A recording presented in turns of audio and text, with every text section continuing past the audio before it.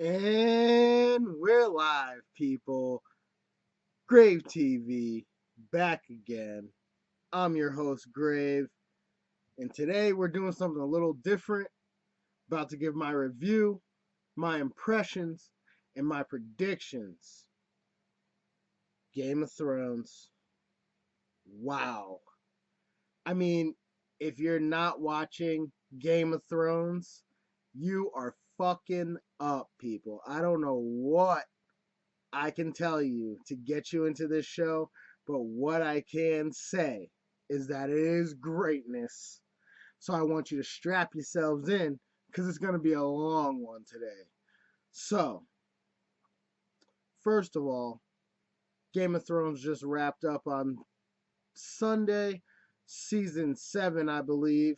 Um, First to last season. We only got one more. RIP Game of Thrones. That shit is gonna be devastating when this shit is over. I know me and my wife are gonna be fucking looking for something else. Up the wall looking for something else. This is crazy.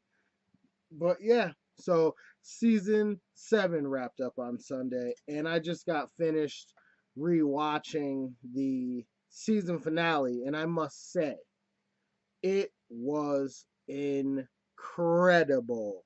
I mean, anyone that's a fan of this show knows that Game of Thrones on Sunday was fucking epic. And if you're saying it's not, and you're saying it's the worst season ever, you're bugging. I don't know, you might be on crack. I don't know what the fuck is wrong with you, but you're bugging. That season finale, I have to say, is probably my favorite. I might say that season 6 is close up there. It might be, 1A and 1B, but still awesome. So let me compose my thoughts a little bit. I really think that the writers and director did an amazing job finally bringing the war to Westeros. I mean, obviously we didn't see the beginning, but we know it's coming. We've been hearing it's coming for 7 seasons, and it has finally accumulated into the fact that they're entering the north. They are close. Winterfell is in the Night King's crosshairs, and season 8 is gonna be lit. Like, I can't even wait for the fucking season opener. The season premiere is gonna be fuck all. Like, I mean, come on, bro. I might even just, call out of work the next day. Might be so good. Like, oh my god. So first off, we have the meeting in King's Landing. Um, that scene just had so much going for it. I mean, we had a lot of foreshadowing. We had a lot of uh, setup to really dig in, and a lot of first encounters as well. I mean, the first time Daenerys and Cersei face to face, that's insane. That scene was intense. I mean, they were going in that scene. I really felt it. Like, watching it was, I mean, simply artistic. It was fucking amazing. So, yeah, we had some foreshadowing. Clegane Bowl is confirmed. Like, I mean, when we saw the Hound walk up to the mountain, he knew. The mountain's dead, but he knew. Come on, bro. The Hound, I mean, he spelled it out for him. You know who's coming for you. Like, you know who's coming for him, bro. Like, when Sandor gets to go head to head against his brother, that fight is going to be one that you write home to mom about. That fight might be something that you show one of your friends that is on the fence about wanting to start Game of Thrones, but they didn't get into the hype till late. That scene when the Clegane Bowl goes down is the scene that you're gonna show them along with Battle of the Bastards and the Red Wedding. Those that's gonna be that type of scene, bro. Like when we see that, it's gonna be emotional. I can tell you that much. But Sandor about to take his brother's head. We already know he's coming for the neck, and I can't fucking wait for that. Another scene with the Hound because the Hound is just a show stealer. Every time he's on screen, I don't know how, but every time he's on screen, he somehow just brings it every fucking time. When him and Brienne have their little conversation about Aya, and like he's sitting there like a proud papa, like, yeah, she could take care of herself. Like once he hears that information, he knows straight up he doesn't want to fuck with Aya anymore. Like I mean, he knows damn well that that bitch trying to kill. So I love that scene, just seeing his face. Like I love that scene. I think it was expertly shot. It was expertly conveyed that he's proud. He's proud of Aya for stepping up, and that's amazing. So I mean, just hold that in your head. So let's move on. Okay. Now,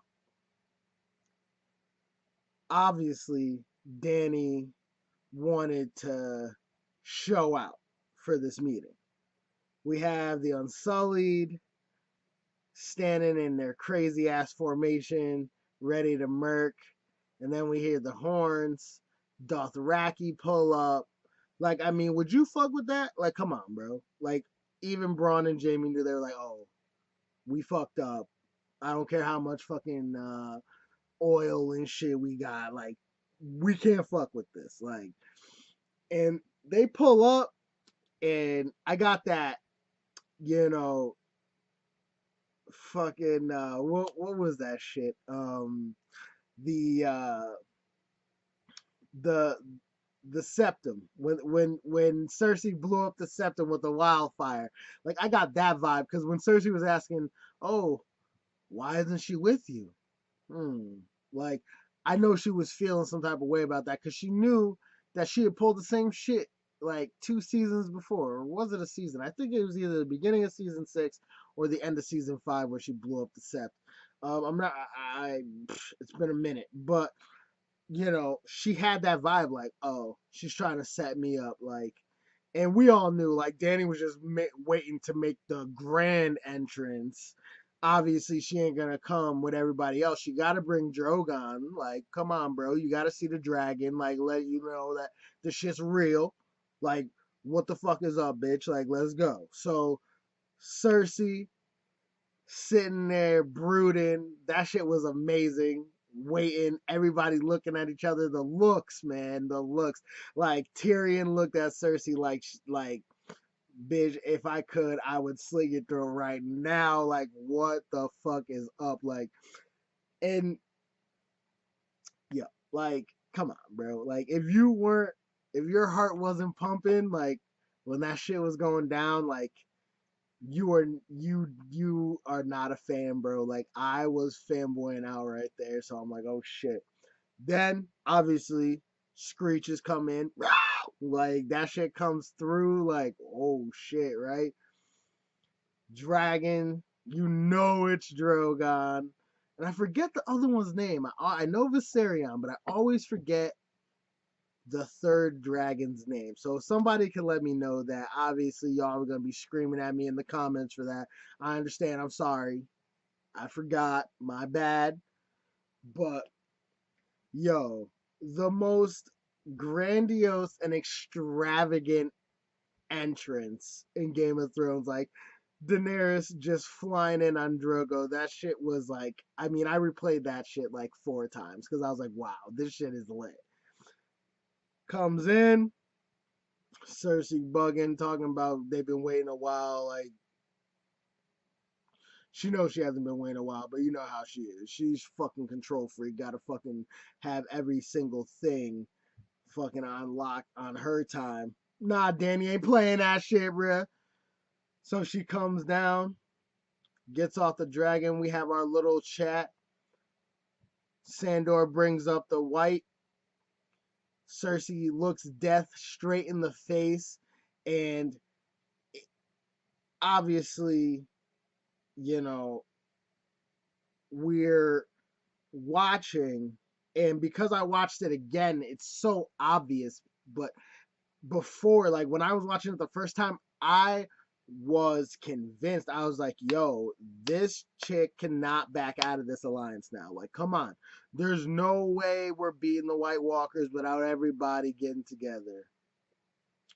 So she plays it off pretty good. She has Euron feigning like fear so he could bounce and go get another army. Like that shit is crazy. All Cersei is thinking about the whole time is how she's going to fucking create a back door so she can secure her land, her reign. Like that's crazy. Like Cersei is so cerebral, yo. Like I don't even know why Jamie fucks with this bitch, but I mean, he's in love and shit. You know, I mean, it's crazy. Like that to me is just insane. Like the way I feel is like Cersei needs a slice of humble pie, like so hard, so hard. Like she just needs to eat a slice because it's unbelievable how, she's literally plotting the the death of everyone there while staring a complete and total threat in the face. It's unbelievable. But yeah, so we see the white, everyone reacts. Cersei asks Jon to stay out of the war, but this dude Jon is in love and shit. You know what I'm saying? I understand, like, Daenerys is fire. We're not gonna even try to pretend like she's not. Like, we already know. Like, she's fire. I get it. But Jon, my boy, like, what are you doing, dog? Like, I understand, like, you in love and shit, and I understand you loyal, but you should have just lied because I mean, at least in the beginning, maybe Cersei might have been willing to listen. But once she heard that Jon was already pledged to Daenerys, like that was it. She was already plotting. She was like, "Oh, yeah, they gotta go. Like, I don't give a shit. That I'm done with this. Like, oh, he already with it. Like, nah, son, sorry. She gotta go. He gotta go. Everybody here gotta go. If Jamie want to fuck around, he could go too. I don't give a shit." And like I said, like I mean, Cersei is just, I mean, she to me is even a bigger villain than the Night King. Like we don't know his whole agenda, but like the Night King clearly, you know, he is on the warpath. He's clearly ready to destroy everything, but like there's just something so sinister about Cersei. Like she's so completely evil. And like it's insane that in my view, like she's far greater of an evil than even the Night King because she'd be willing to strike deals with anyone just and again, like okay, so Cersei, she's doing these things because she's clearly she loves her family. Like, I mean, Tyrion stressed that for many seasons. Jamie knows. Um, anyone that knows anything about Cersei knows that she loves her family, she loves her kids, and like I understand that, but that's like some Uchiha like loving so much that you gotta hate type shit. Like that's crazy. And of course, anyone that doesn't know about the Uchiha or Naruto. I'm sorry that I'm mixing genres right now, but I'm a Naruto head and I love Naruto. And the Uchihas are exactly like Cersei. They love so much that they hate. It's crazy. I mean, they're willing to do whatever for their loved ones, and it's admirable. But I mean, when you're willing to turn on if they're not in line, like that's insane to me. That's insanity. And yeah, let's move on. Trying not to stick on one topic too much. I'm sorry if I'm jumping all around. I mean, this episode was just insane. I'm trying to compile everything and I'm trying to, hit certain points. But I mean, okay, so whatever. Let's move on, right? Okay. So, yeah, we're in King's Landing. We watch it all go down. Meeting's there. Goes left. Cersei leaves because she knows Jon is not going to stay out of the war after the Great War is done. Tyrion's like, gotta go talk to her. Fast forward, Tyrion goes to speak with Cersei. That scene in and of itself, after watching it again, because that's the crazy thing, guys, is that I watched it twice, and after knowing what's gonna happen, like I'm watching in a different lens, and like Cersei is just straight playing Tyrion. Like it's so crazy. I I, I think that even though she hates Tyrion, because she clearly does, she clearly has no love for Tyrion, she still regards him in some way as her brother. So I mean, because we could have just got it over with, like right then and there, and just hey, cut the motherfucker down, like just do it already. I mean, she's been plotting. She tried to kill him twice, like he said, that he knows of. I mean, she's probably conspired against him his whole life. So, I mean, it's just insane. And she refrains, and that's intense. When she doesn't give the Mountain the order to kill Tyrion, first first playthrough, I was like, okay, she sees that Tyrion's making some great points, and even though she doesn't want to hear from him about past transgressions, she's got to hear him. Like the winter's coming, like Night King's on his way. Shit's about to go down. You can't run away from it. You can't pretend that this is just another fairy tale.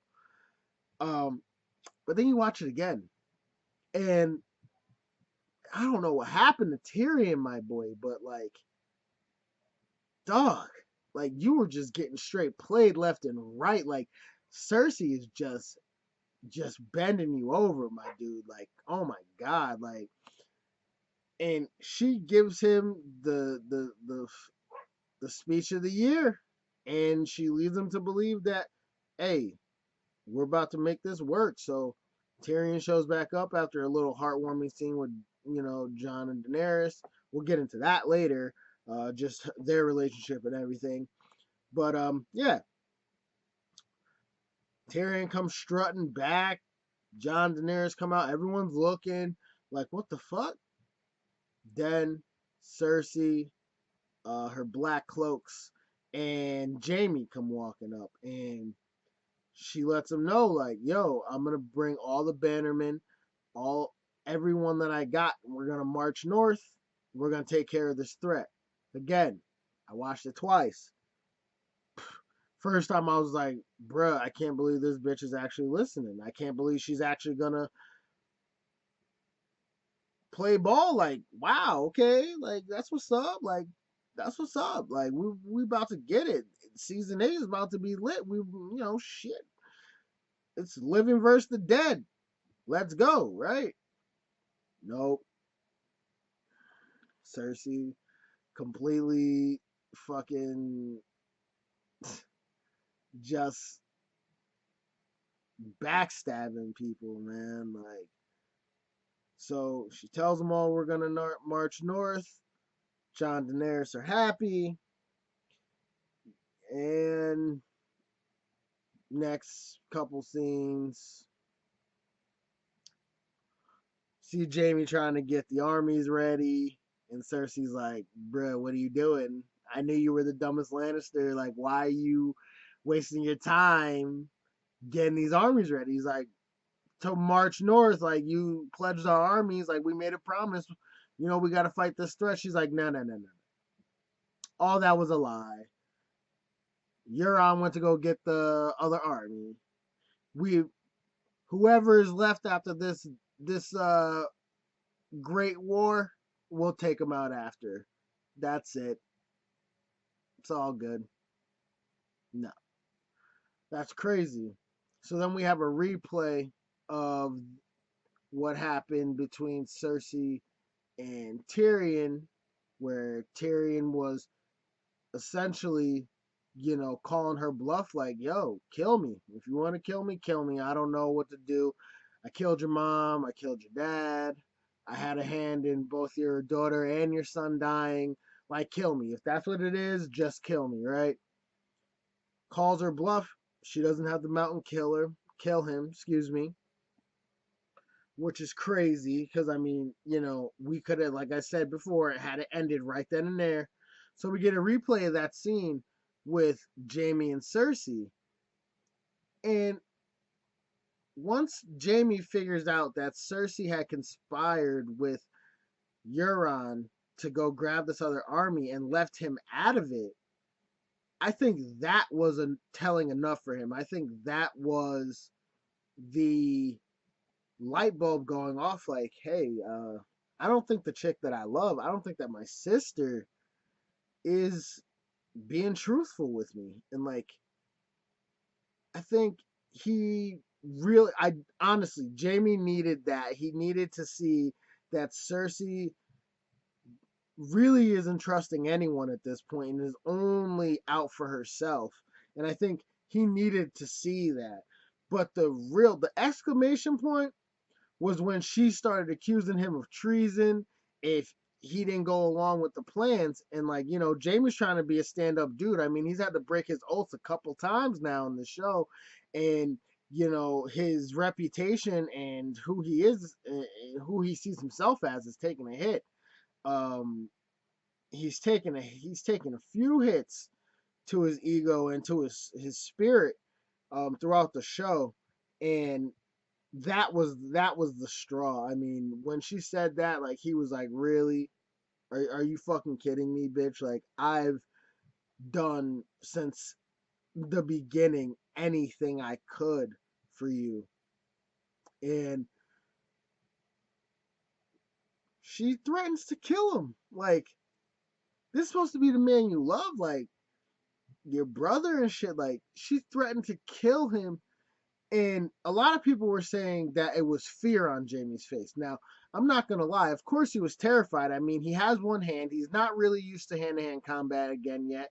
And he's supposed to face the mountain. Like a dude that would just literally cut him in half if he had 2 seconds. Like, he would just fuck him up, like, real quick. So, yes, he was terrified. But that was heartbreak, guys. That was a man getting his heart broken.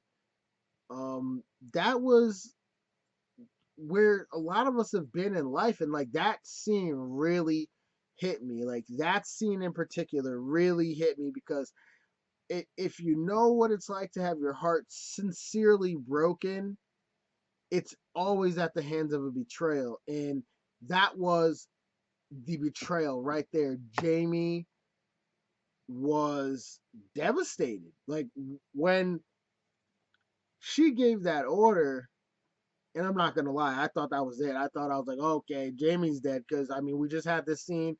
She didn't kill Tyrion, but she's about to kill Jamie because she felt like she can control him and he ain't listening. So peace, bro. Like what I'm saying, like deuces. It was another just and I don't think it was a veiled threat. I really think if he would have continued to defy her and didn't walk away when he did, Cersei would have had Jamie's head on a pike. Like that was crazy. But I mean, he was heartbroken, guys. Like completely devastated, and he decides to leave. Which good shit, bro. Like that bitch is only gonna get you killed, dog. Like you need to get the fuck out of there, right? So Jamie bounces, starts making his way north. In intense. I mean, I know I'm jumping around, but like if you've seen the episode, you know how intense that scene was. Just seeing, you know, Jamie off on his own riding north. Doesn't even have Braun with him. Like, where's homie Braun at? Like, where the homie at? Like, at least I would have Braun with me. I mean, at least we have a better chance of survival. But yeah, he rides off, and I want you to remember that I say this.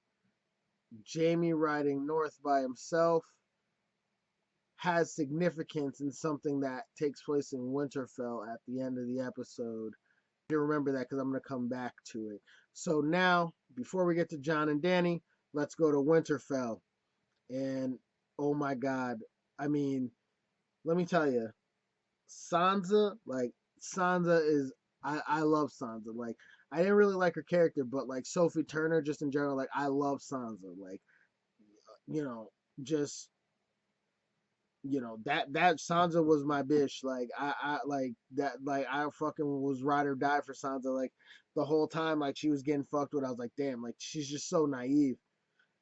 So we get to Winterfell, and Littlefinger, Peter Baelish, trying to work his magic, still working her. He's been working her ever since he came and saved their asses in Battle of the Bastards. Even before then, but I mean, he really started to step up the pressure once he came and saved her. Once he felt like she owed him one, he really started to step up the pressure on her. And you saw that throughout this whole season, he's been trying to pit Aya and Sansa against each other, and it was working on me. Like I was like, Sansa, bitch, what are you doing? Why are you letting the most manipulative dude in the show manipulate you? Like we all know what Baelish is. We all know his MO. And she knows too. And I could not believe that she was letting him do that to her. I was like, bruh, oh my God. So then when they start talking about, what, hey, Sansa, like, what's Aya's real game? Like, what, what's really good? Like, what do you think she's trying to do? Coming here, unearthing this letter that Cersei made you write and all this extra. And Sansa was, feeding him everything that he needed to hear. Now let's get into it. Lord Peter Baelish's death. That was a game changer. I remember watching it and just being like, holy I could not believe it. Setup. We have Aya walk into the hall. Everyone's there. Bunch of soldiers. Got Bran, Sansa, and Baelish there. And I'm thinking, damn, this is Aya's execution. Like she can't kill everybody. I know she's nice, but she ain't that nice. She can't kill everyone in here, right? And then Sansa starts talking. You're accused of treason, murder. How do you plead? Lord Baelish. I was like, what? Like, oh my God. Yeah. Oh my God. You should have seen just like this. Like, you should have seen my face, bro. I was so happy. I was dying too. Like, I was dying. I was in tears, bro, because that shit was so funny. Lord Baelish was not looking for the left hook. Like, he did not know that shit was coming. And neither did we. I mean, if you called it, good for you. Like I'm saying, I'm not gonna say everyone didn't see it coming, but I'm telling you right now, Grave did not see that shit coming. I did not see that shit coming. And when he saw that he was being accused of all this shit, he was like, uh, wait, what? Like, come again? Like, I, I didn't do shit, right? Trying to still manipulate everybody in the room, right? Then Sansa starts hitting him with, "Oh, you killed my Aunt Liza." And she was there for that, so she saw it. "Oh, you conspired against her husband, John Arryn, with the Lannisters." What? Like, how did she know that shit? "Oh, you also conspired with the Lannisters against my father." How did she know? Then Bran starts laying it on him, knows exactly what he said. So at that point, Baelish knew. At that point, he knew. He fucked up, right? Intense. I mean, like sticking to his MO straight until the end. This dude was trying to plead his case, trying to let everybody know, nah, that's bullshit. I didn't do any of that. Like, come on, bro. We already know. Everybody knew you were fucking manipulated, but nobody had the proof. And now we got the proof. Now we got the proof. I mean, Brand is the three-eyed raven. He sees everything. He could tell you exactly what you said, bro. Come on, right? And we all knew that Baelish had an issue with Ned anyway because he loved Cat. Like he was in love with that bitch straight until the end. He was so in love with her that he fell in love with her daughter just because he couldn't have her. Like I mean, Come on, bro. So that goes down. Insane death, even while with his throat slit, trying to get his way out, like trying to squirm his way out. And there was just no way. It wasn't fucking happening. So yeah, I mean, I went through the episode mad quick and I was jumping around, but that's in a nutshell, like the big shit that was happening. Um Oh, and okay, my fault. Gotta talk about John and Danny real quick before I get into this prediction about Jamie, and then prediction about season 8, and then a wrap up real quick. I know we've been going for 30 minutes, so I know y'all don't want to hear me fucking bitching for too much longer. But yeah, so they've been setting up John and Danny, um, for a while. I mean, since the beginning of the season, like they've been hinting and they've been giving them, the googly eyes and like I'm not gonna lie, so fucking convincing. Like seriously, the the actors in this show are just phenomenal. I mean, so convincing. I wanted them to get together, even though we know that their aunt and nephew. Like I know that, we all know that, but I wanted them to get together because that shit was convincing. And like, John's a fucking stand up dude, and he doesn't, just fuck with any random bitch. Like,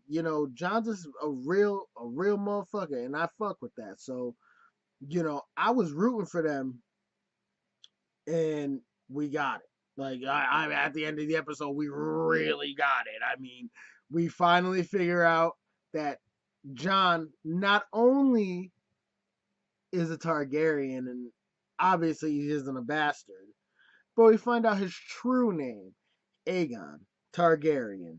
Which that how could I almost forget about that? I would have been really pissed off if I fucking finished this video and forgot about that. But like, dude, like Aegon. So okay, so no more John. It's Aegon.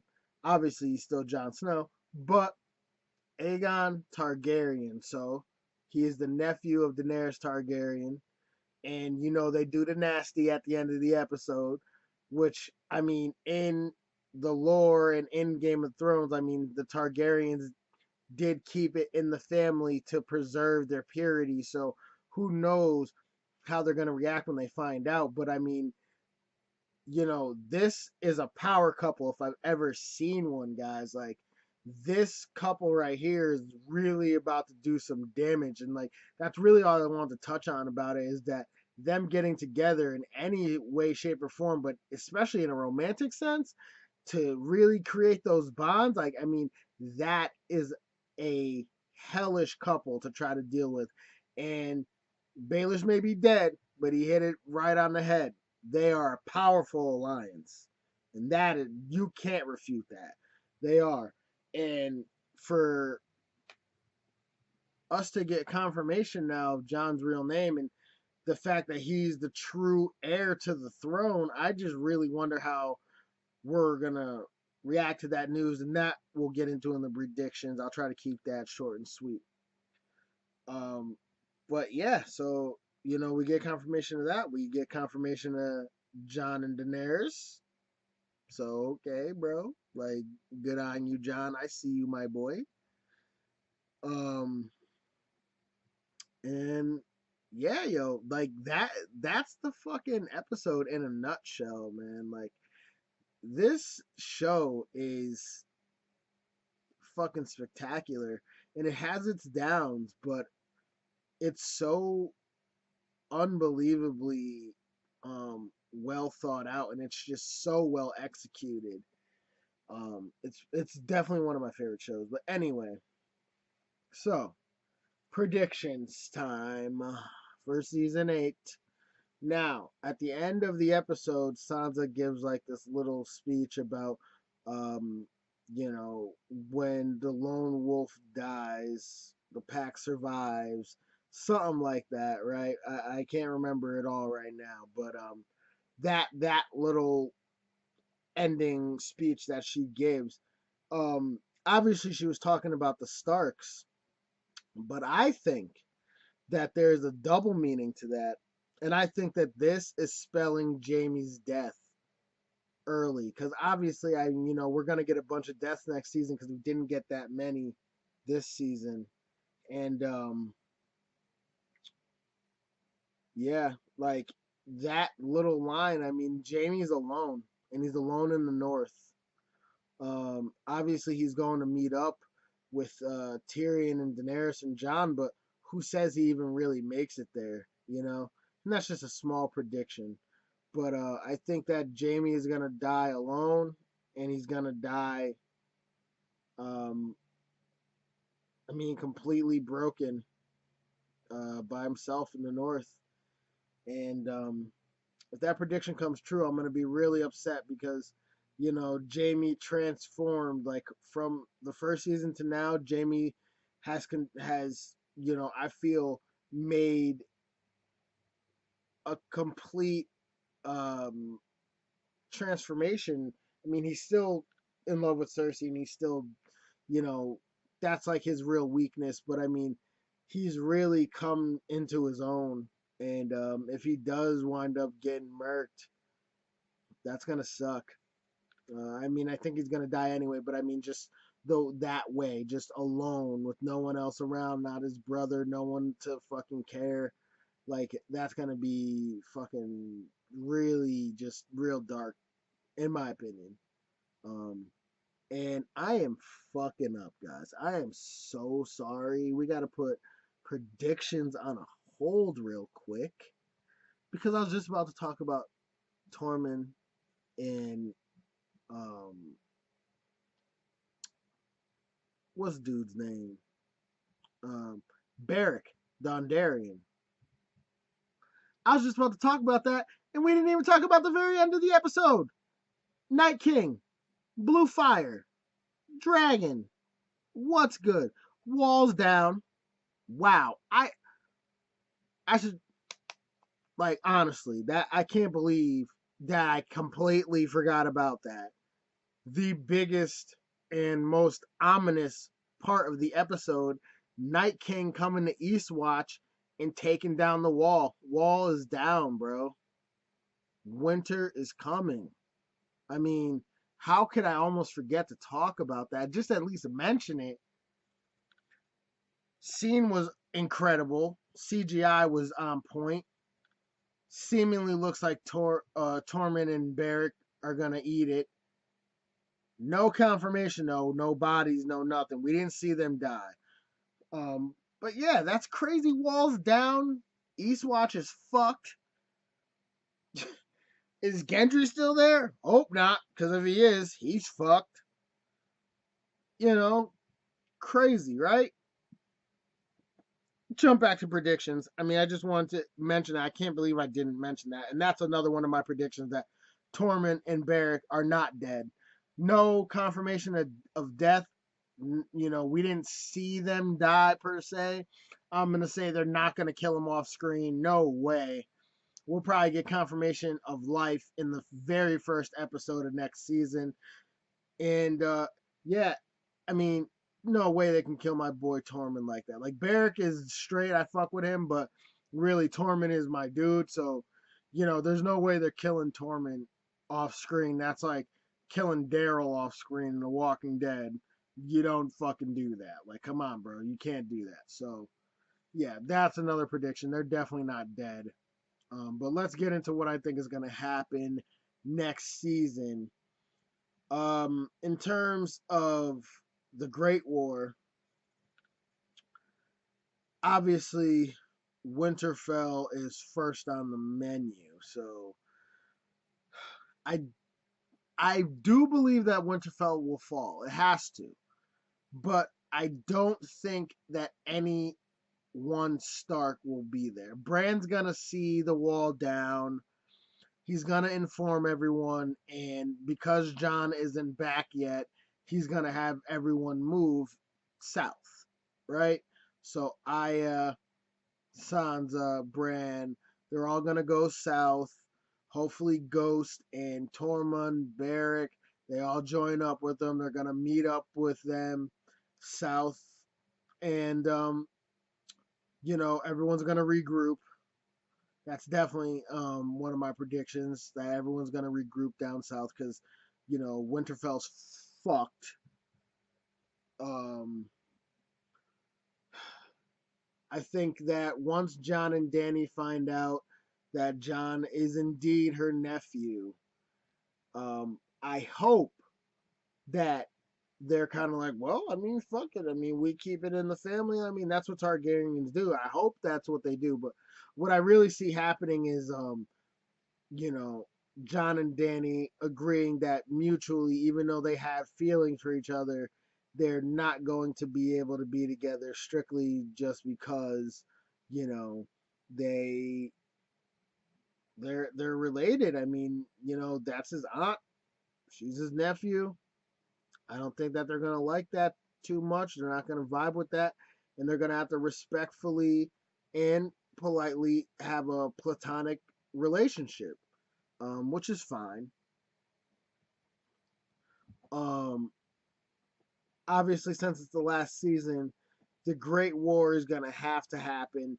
I predict before episode. I think we only have 8 episodes left. So if we have 8 episodes left, episode 4 has to be the end of the Great War. So I'm hoping that we have an epic 4 episode battle. We fuck around. John gets the Night King, because who's taking the Night King's head? I mean, John's definitely taking the Night King's head. Okay? Once he gets the Night King, everyone's done. The whole army is fucking done. I mean, he's the heart. So I think that first episode, Tormund Barrack confirmed alive. I think we'll get a little bit of backstory on the Night King and who he was. Obviously, I believe he was part of the First Men, um, and we're gonna see his origin. We're gonna see where he comes from, and hopefully get a little bit of an idea of why he's doing what he's doing. And then just 3 episodes of an epic ass fucking battle of the bastards type fight, and then the latter half of the season is gonna have to we're gonna have to mop up Cersei and her fucking goon squad. Like, you know, man, there's so much that they gotta wrap up. And I know this isn't the best predictions. And again, you best believe when I consolidate my thoughts a little more and my wife and I rewatch it again because we always do that. We always rewatch Game of Thrones, and I see a little bit more, and I have more of a bearing. I will come back with even more predictions. But I've already had you guys for over 40 minutes, and I'm not trying to keep you too much longer. But yeah, so second half of the season, we're gonna have to deal with Cersei, and at the end, I believe it's gonna be Daenerys sitting on the Iron Throne. Jon is her right hand.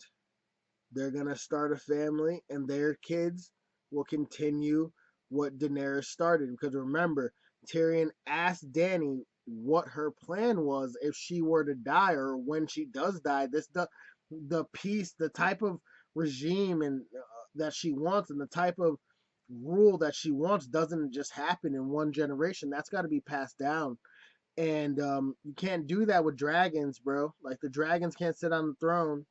So that's why, I hope that her and John stay together and have some kids so that they can really cement this new way of life for everyone in Westeros. Um, yeah, you know, that's got to be their plan. Like, I mean, Danny's gonna have to have some kids that can carry on her legacy, their legacy, and you know, John doesn't want to be king. John does not want to be king, guys. It's not within him. That's not. He would be an amazing leader, but he doesn't want to be king.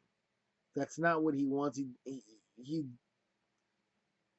so and Daenerys was born for this shit. So it's gonna be Queen Daenerys at the end, and I'm on Team Queen Daenerys, definitely, 100%. I'm on Team John and Danny as well.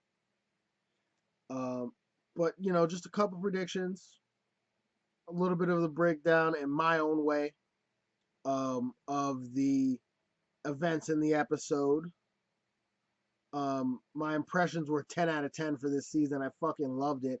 I know they jumped around a lot, but I mean, they got to speed things up because they're really trying to hammer home the point, and that's why I think next season they're gonna have extra long episodes, and it's gonna be, I mean, it's gonna happen at a lightning pace. But I'm okay with that. I really loved this season and what they did with it, and I'm fucking ecstatic. I can't wait. I can't believe we gotta wait till 2019. Like, really, HBO?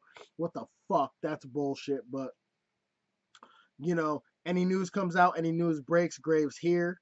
Um, if you guys want to, yell and scream at me because I jumped around or I missed parts, you can do that down in the comments. Definitely. And I'll be down there as well. We'll have a conversation because I fucking love Thrones. And if you love Thrones, like, let's go. We could have a conversation about that shit all day. Remember, guys, like, share, subscribe, and fucking winter is here. It's finally here. And shit is about to go down. I can't wait. Night King is a fucking savage. We about to get it. And Cersei is an evil bitch. Anyway, Grave TV is live. We here. First time doing a review. Hope you liked it. Hope you enjoyed. Peace. Graves out.